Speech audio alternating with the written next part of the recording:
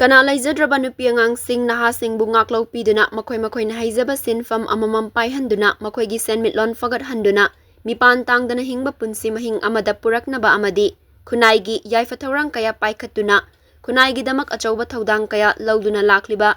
Secular Charitable Women Organization ama oina kumza inglising ama chamapan maudramari da lingkhatkiba Women's Income Generation Center WIGC ki kontrani thoirak suba mapok kumon amadi award sing yenthokpagi thoram sing asi Thoubal College ki mayok nabada leiba WIGC ki complex sa pangthokre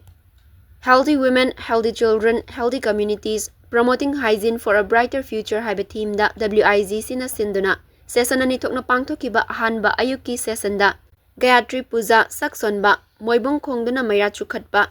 Yoga Meditation amadi Inglising ama chamapan humdra tarukta DMC Science ki alumni ama oiriba Philanthropic Dona Manjurians FIDM 1976 ki team na health camp pangthoktuna analayeng bana mapungoy ba thoram sing oiki Ani suba nungtilgi session the RIMS Imphal gi Psychiatry Department ki former head amadi FIDM 1976 ki president oiriba Dr. R.K. Lenin Singh na athoiba mithunglen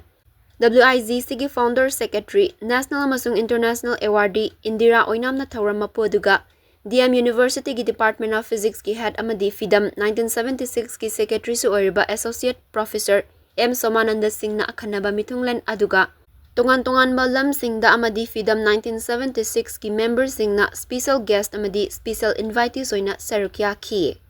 ngasi gi thauram aduda chahi gi piduna lakpa Indira Award Inglising ani kuntaruk Masagi mathaw masak khangna matam chana pangthokpa thaksi kasi leiba mathaw masak khangba madi toilet ki waste sing amadi chakhum singi fata haudi singbu punsinduna biogas plant ama semduna akoibagi fibamda tarutanan ba ama oihannabagidamak asem janisor aduga arts amasung culture gi lamda mahairoi ani thado yumnam amasung huirem henthoida best caliber award inglising ani kuntaruk piduna pukning thogatkhi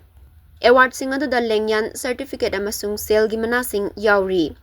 home gi angang sing na WIGC song saktuna miyambu taramna okpagaloina na tharai jagoi khamba thoibi jagoi mai bi jagoi amadi modern dance na chingba sing utpana mapung oiba thoram sing oiki